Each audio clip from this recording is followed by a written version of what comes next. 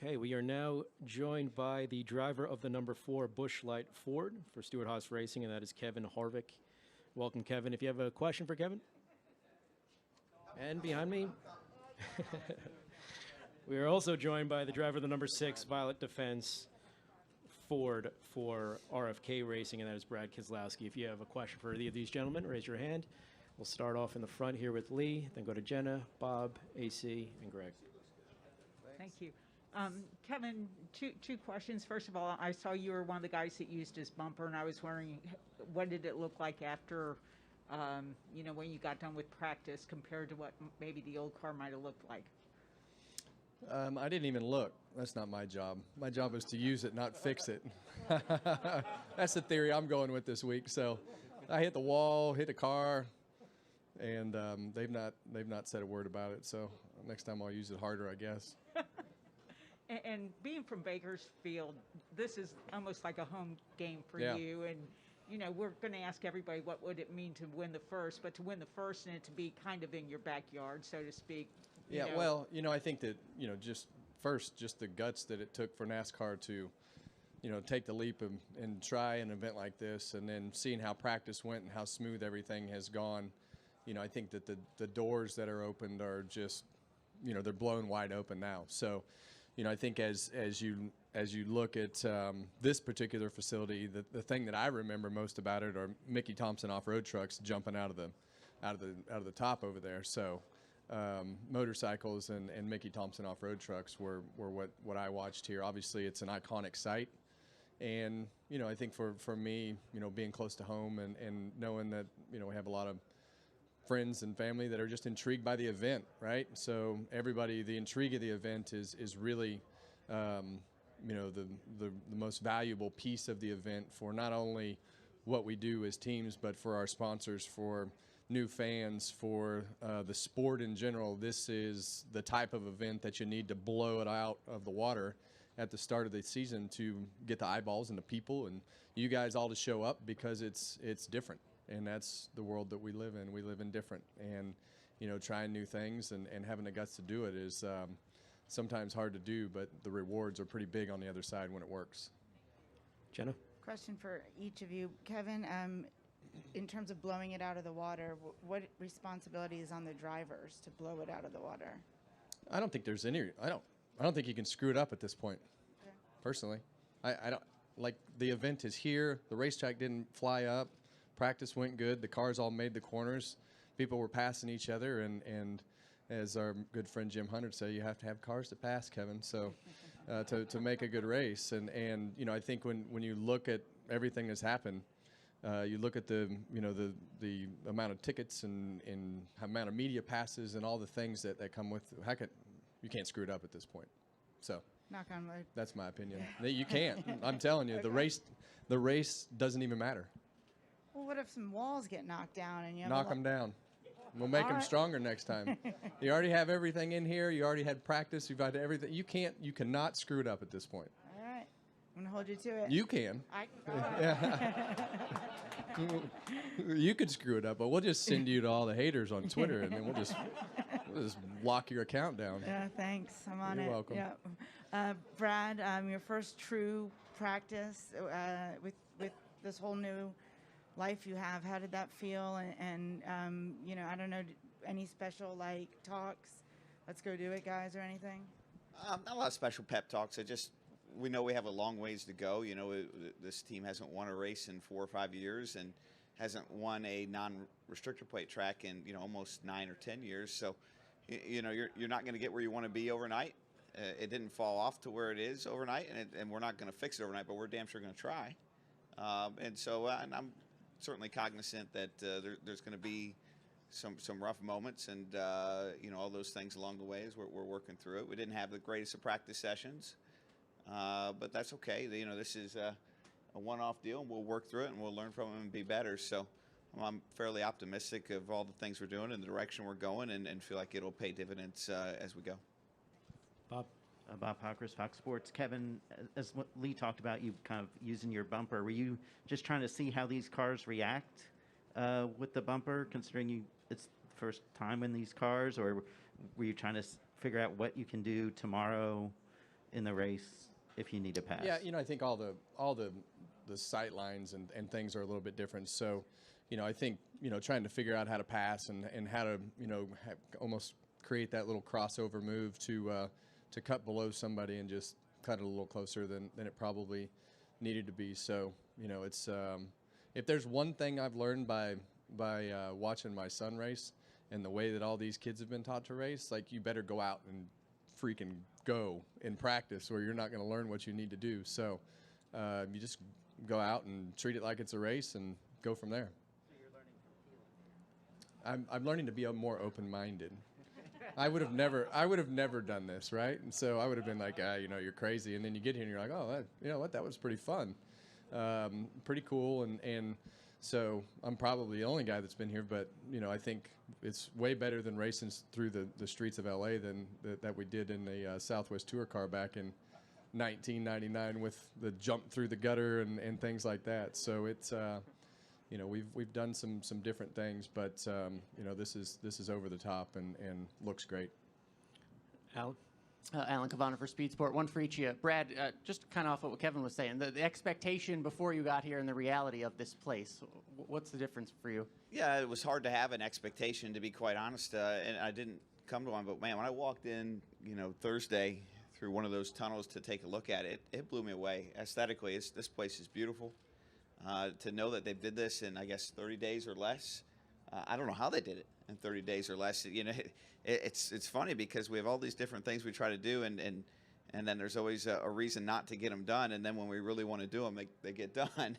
And to build this right here in 30 days, as amazing as it looks, and in this venue, and probably not the most friendly of states to do it, is pretty impressive across all factions. So I think the sport has a lot to be proud of.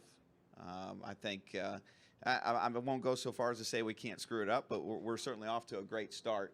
And I'm proud of our sport and proud of the stakeholders for getting us this far.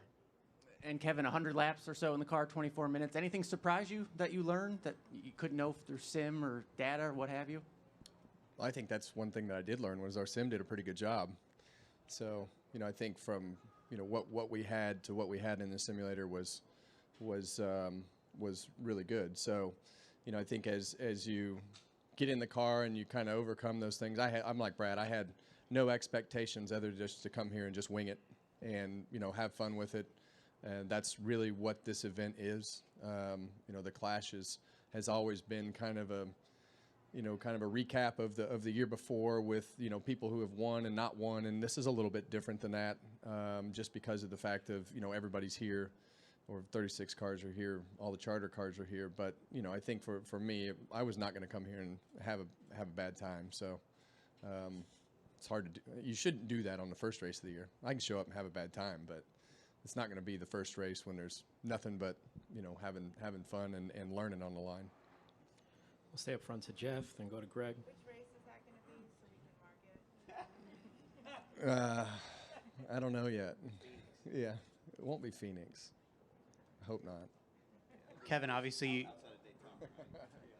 you feel like this is already a success.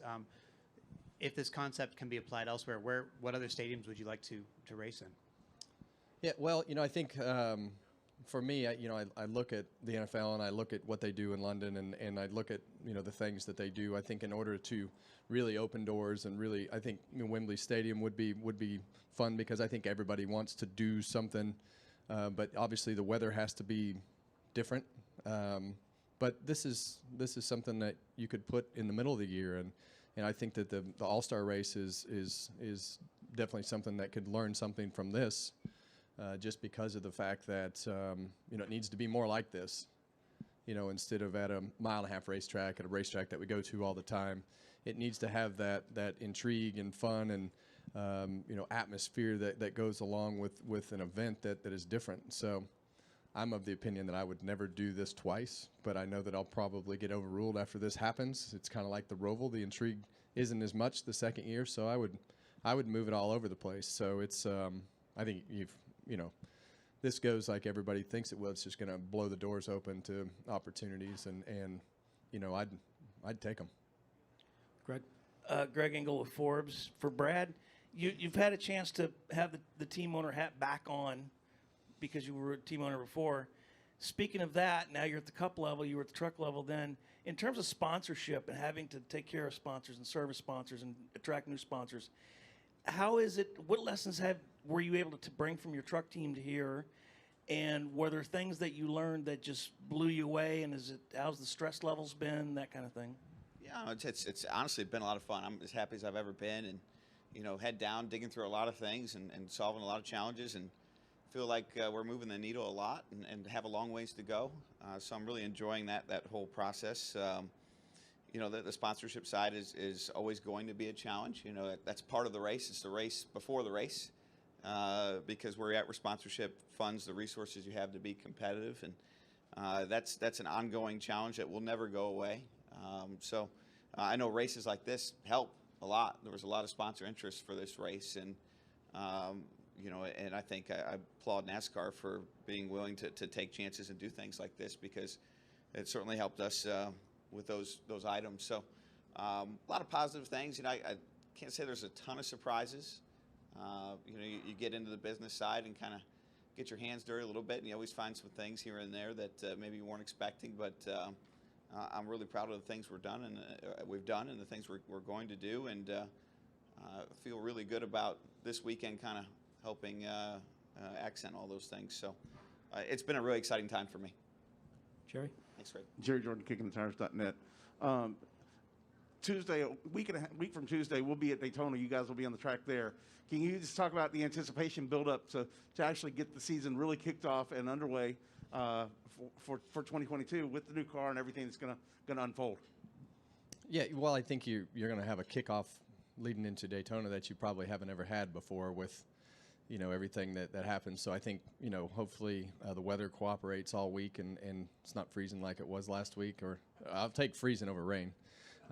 So, I think as you go into the Daytona 500, this is a great event, but there's nothing like coming to the green flag of the Daytona 500 with all the anticipation and build up from the off season and everything that has happened over this last year with the new car. And so you've got just a lot of enthusiasm, and driving into this event and hearing about this event is a lot like it had been 20 years ago when every race was an event, and you have that that feeling, that excitement, and that enthusiasm that goes with that event. So I think this is going to make that even bigger than it was. The car is going to make that bigger than it was. You see the reflection in ticket sales and things that come with that enthusiasm from the race fans, and I think that's only going to grow as we get done here. Matt Weaver, Racing America, one for Brad and then a different one for Kevin. For Brad, what was it like working with Matt McCall for the first time? And is it true that the clincher for him getting the job was saying that he wanted to do this because you were the driver? Well, I probably shouldn't answer for him on what the clincher was, but he's been great to work with. I'm really excited to have him. Jack Roush put it best to me a couple weeks ago when he said, we took most of the one team to become our team, and if Chip was still in the sport, he would have took a contract out on me, is what Jack said. And maybe that's true, maybe that's not, but it's always nice to bring a team that had been in the playoffs and done a lot of great things over the last few years and has good experience. So there's some really smart people that came over from not just there but a few other places, and certainly the things we need to complement the other good people we had. So he's been great to work with. He's a real racer. He's raced himself as a race car driver, has a lot of similarities to me, to Paul Wolf, who I worked with in the past, and he's been nothing but first class. So I think that the sky's the limit for him, and I would probably give another comp to somebody like Rodney Childers, and when Kevin probably knows this better than anyone else, you get somebody that you can relate to and work with, and I've worked with some great people in the past, don't get me wrong, but Matt is right up there with them. I think we can do a lot of good things. And you'll never lose a fight. Yeah, damn, hey, right. That guy will karate kick some people, right. man. I'll tell you what, he's got it going on. Yes, sir. He knows moves I've never heard of before. And Kevin, there's only a handful of opportunities this year for Ryan Preece to race at the Cup Series level. I'm curious, what do you want to see out of him this year, starting with the Coliseum tomorrow? Well, I think just those opportunities, for me, I believe in Ryan. I believe in the things that he does. And I think, having those few opportunities and already seeing the things that he's done for Stewart Haas Racing and knowing what the plans are to be able to implement. There's just so much that you have to take in the first half of this year from a learning standpoint. A lot of that is going to have to be done through sim and the simulator, from the test to the simulation, and there's more pieces to put all that together than there is time from the guys that are racing on a week-to-week basis. So having him in the car, having him in the cars for the Xfinity races and truck races, and being able to stay sharp and do the things that he needs to do. But there's a lot more to it than just those few races that he gets. No, there are a lot of questions left, but we need to let Kevin and Brad go and bring up the next group. So Kevin, Brad, good luck. Thanks for your time. Yep. Appreciate it, guys. It's great to see such a strong turnout. This is, to me, one of the best ways we could start the season. We're glad to have your support. Thank you.